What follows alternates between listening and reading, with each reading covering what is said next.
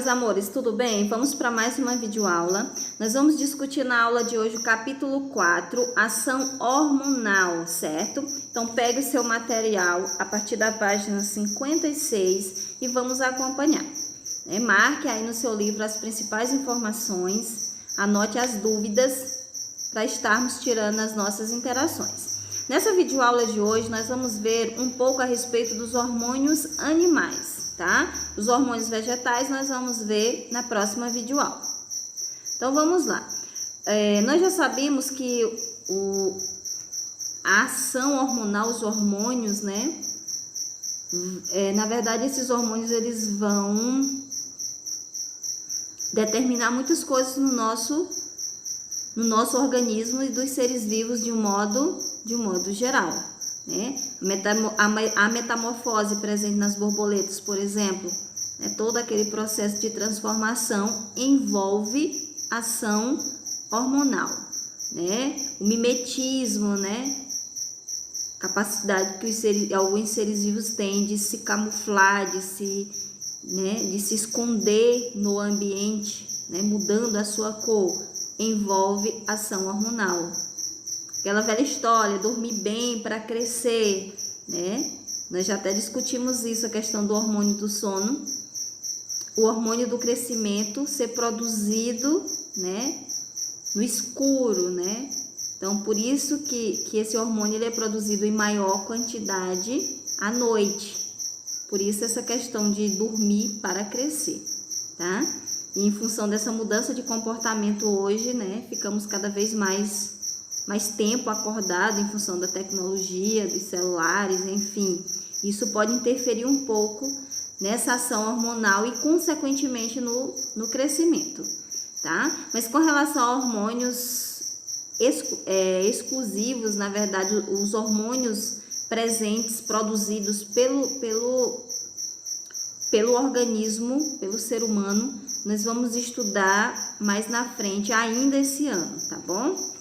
Aqui nós vamos ver os hormônios de um modo geral, nos seres vivos, tá? Então, vamos lá.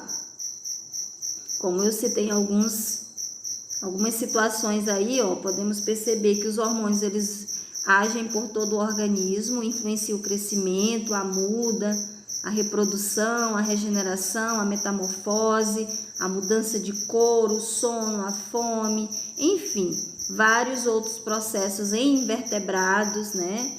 Também nos vertebrados e até mesmo nas plantas.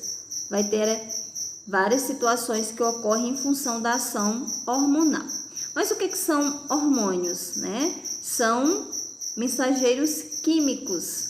O sistema endócrino nos seres humanos, que é ele que tem as glândulas, que estuda as glândulas que produzem hormônio, ele é estudado ali em paralelo com o sistema nervoso, que também emite informações, né?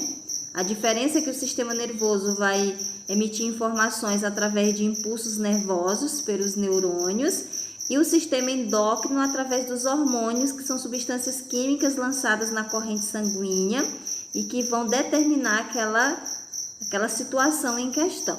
Então, os hormônios são mensageiros químicos, né? São substâncias com diferentes composições, proteínas, lipídios, entre outras, né?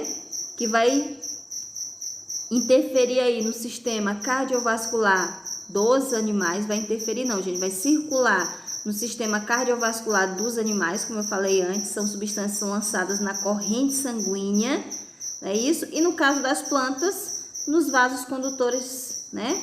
Xilema e floema, que vai fazer a condução dessas substâncias, né?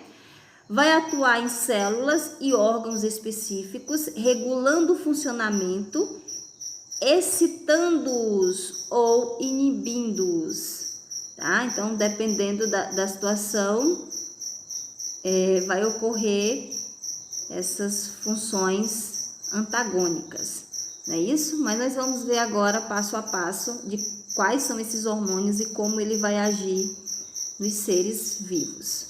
Então, vamos entender aqui. Nos animais, os hormônios eles são produzidos por células isoladas ou por glândulas, né? Que são grupos de células capazes de produzir e secretar substâncias. E há 3 tipos de glândula: as endócrinas, as exócrinas e as mistas. Quando se fala em hormônios, nós estamos falando de hormônios produzidos por glândulas endócrinas, né? Produzem hormônios que são lançados diretamente na corrente sanguínea, por isso endócrina. Lança essas substâncias, que são os hormônios, diretamente na corrente sanguínea.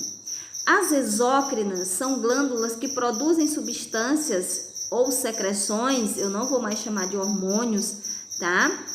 Na superfície do corpo do animal, né? Ou no interior de cavidades. Vamos pegar um exemplo para entender. Glândulas exócrinas que lançam a secreção para fora, né? Para a superfície do corpo do animal. O suor.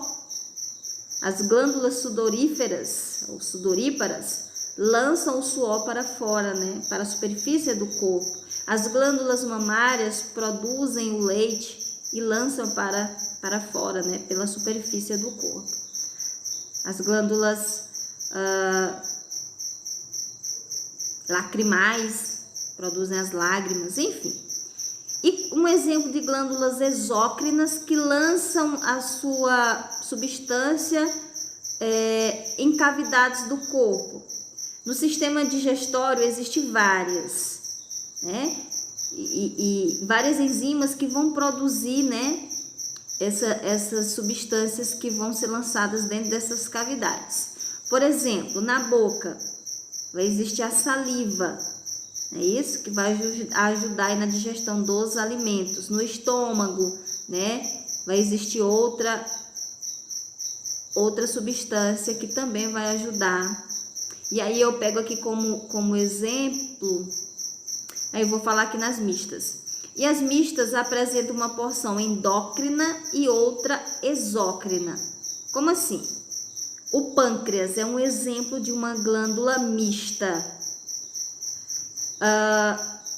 O pâncreas ele vai produzir enzimas digestivas que vai ser lançadas na cavidade digestória para atuar aí na digestão das substâncias, no caso dos nutrientes. Nesse caso, o pâncreas está se comportando como uma glândula exócrina, porque ele está lançando essa substância produzida por ele em uma cavidade do corpo. Mas ele também produz a insulina, que vai ser lançada na corrente sanguínea com a função de controlar ali a taxa de glicose. Nesse caso, ele está exercendo a função de uma glândula endócrina, porque está produzindo o hormônio que está sendo lançado diretamente na corrente sanguínea. Então, por isso que ele vai ser, né? O pâncreas é classificado como uma glândula mista, porque ela exerce essas duas funções, tanto exócrina quanto endócrina, tá bom? Vamos entender como é que funcionam os hormônios nos invertebrados, tá? Então, entre os invertebrados destaca-se o grupo dos insetos, né? Nesse grupo, nós vamos falar especificamente dos insetos, é onde a gente consegue perceber, né, a função, né, mais detalhada desses hormônios, né? Então, são 3 hormônios bem conhecidos que em conjunto influenciam e regulam o desenvolvimento e a metamorfose. Então, se tratando de invertebrados e especificamente dos insetos, quais são esses 3 hormônios? Os hormônios cerebrais estimulam a produção do equidizona, e aí você lembra da equídise, da muda do exoesqueleto do inseto para permitir o crescimento. Então, essa troca de exoesqueleto só vai acontecer com a presença desses hormônios cerebrais.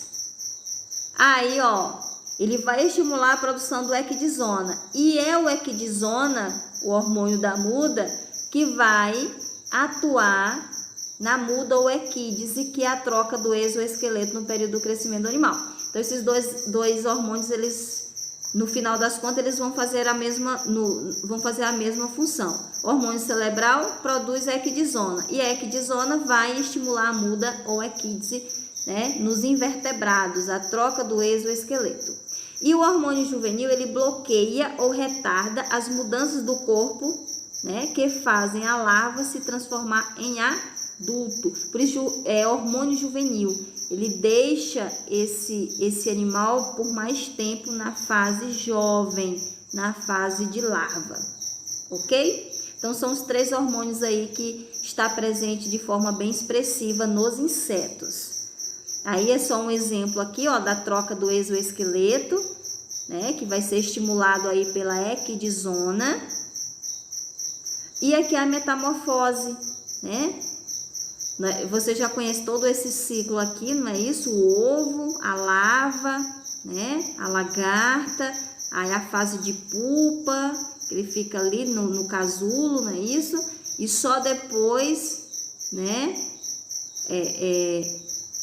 Essa pupa ela se transforma em uma borboleta que vai deixar o casulo. No caso da borboleta tem uma metamorfose completa, né? São várias etapas. Metamorfose significa mudança, transformação, não é isso? E essas fases aí é controlada pela ação de hormônios, não é isso? Outros insetos, como gafanhotos e baratas, apresentam metamorfose incompleta. Do ovo eclode uma ninfa. É assim, é um animal bem parecido com o adulto, né? Faltam algumas partes. E aí ele é bem menor. Por exemplo, as asas ainda não estão desenvolvidas. As asas se desenvolvem ao longo. Por isso que a metamorfose é incompleta, porque não é uma transformação radical como ocorre lá nas borboletas, né? A metamorfose não é exclusiva dos insetos, ocorre também nos anfíbios, né? Você já sabe que o anfíbio, quando girino, ele vive na água, tem pulmão, tem cauda, e aí quando ele vai nessa transição da água para o ambiente terrestre, né, perde a cauda, ele passa a respirar por pulmões e também pela pele, as membranas que tem entre os dedos, né, diminui um pouco, enfim. Então, os anfíbios também passam por metamorfose. Ok, vimos os hormônios nos invertebrados, agora nós vamos ver os hormônios nos vertebrados de um modo geral. Como eu disse para vocês, o ser humano produz, o organismo, né? Nosso organismo produz vários hormônios, tem várias glândulas espalhadas pelo nosso corpo. Mas isso nós vamos estudar detalhado mais na frente. Aqui nós vamos ver um apanhado geral de como essas glândulas endócrinas, né, têm um papel importante nesse ser, no funcionamento do organismo como um todo. É isso? E aí ele cita aqui só 3 glândulas importantes, que é a hipófise. A hipófise é a glândula mestre. Além dela produzir vários hormônios, ela também vai estar controlando a ação das outras glândulas. Então perceba a importância, né, dessa glândula. Ela está na base do crânio e trabalha ali associada com o hipotálamo, que é outra estrutura do encéfalo, né?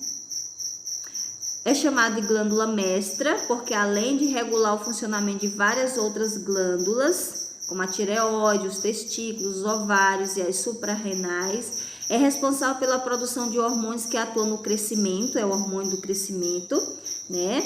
Na reabsorção de água pelos rins, na produção de leite e no ciclo menstrual, no caso, nas fêmeas de mamíferos. Então, como eu falei, a hipófise, além de produzir vários hormônios, ela também vai controlar as outras glândulas. Tá? Só para a gente visualizar aqui, né? A hipófise está situada aqui na base do crânio, né? Dá para você visualizar, ela trabalha em conjunto com o hipotálamo. É o hipotálamo que vai controlar o funcionamento da hipófise. Tem aproximadamente o tamanho de uma ervilha. E mostra aqui também que está localizado também na caixa craniana a glândula pineal, que está relacionada com a regulação do ritmo biológico, tá? Nós sabemos que nosso organismo tem todo um ritmo, né? Tanto que quando a gente sai do ritmo, demora um pouco para estarmos nos adaptando a essa nova realidade, tá bom?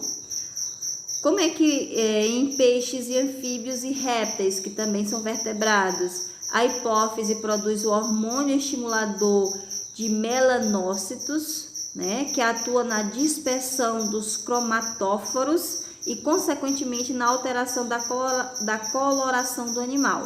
Então, por isso que a gente viu lá que os hormônios vão atuar na camuflagem, que é essa capacidade que alguns seres têm de alterar a cor da pele, né, como uma estratégia de defesa ou mesmo para atacar a sua presa. Nos mamíferos, esse hormônio age no metabolismo e na determinação da cor da pele, tá bom? Os melanócitos vai produzir a melanina, que é o pigmento, né, que é o que vai dar a cor à nossa pele, a pigmentação da nossa pele. Ele citou lá 3, né? Falou dos ovários e dos testículos. Por que são importantes? Porque são as gônadas femininas e masculinas. Os ovários vai produzir os óvulos, né? Que é o gameta feminino, e outros hormônios, como o estrógeno, e os testículos vai produzir o gameta masculino, que é o espermatozoide, e também o hormônio masculino, que é a testosterona. E esses hormônios são importantes, tanto o estrógeno feminino quanto testosterona masculino, porque são eles que vão determinar as características sexuais secundárias, né? Quando as meninas e os meninos estão aí em transição entrando na adolescência, né? Então, todas as características secundárias que aparecem é em função desses hormônios, tá? Enfim, são hormônios extremamente importantes, né? Vai agir ali também no momento da reprodução, né? Isso que é uma maneira de propagar as espécies. Ok, pessoal? Então, vamos lá. Nas aves, né? Nas aves a gente consegue perceber uma diferença entre o macho e a fêmea, né? Às vezes esse dimorfismo sexual, essa diferença ela é bem nítida. Os machos geralmente são mais chamativos, mais coloridos, é isso. E essa característica também é em função, né, dos hormônios. Aqui eu trouxe uma imagem só para você visualizar a quantidade de glândulas que nós temos que produzem hormônios, né? A hipófise, que já falamos, a pineal também, aí tem a da tireoide, as suprarrenais, que tá ali logo acima dos rins. Nos testículos e nos ovários a gente viu agora, né? Isso vai produzir tanto os gametas como os hormônios. O pâncreas é uma glândula mista, vai produzir tanto a insulina quanto enzimas digestivas, é isso. A glândula tireoide, tá? Mas isso nós vamos estudar detalhadamente mais na frente. Então tá aqui, pessoal. Vimos nessa aula de hoje a ação dos hormônios nos animais de um modo geral, né? Isso, dos mais simples para os mais complexos de um modo geral, tá?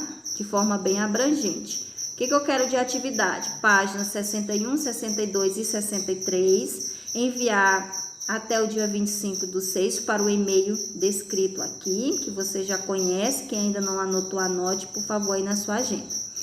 Então, você vai anotar essas informações e eu vou encontrar vocês, né? Estou esperando vocês, na verdade, no plural, para a gente dar continuidade a essa aula, tirando as dúvidas e colocando aí possíveis...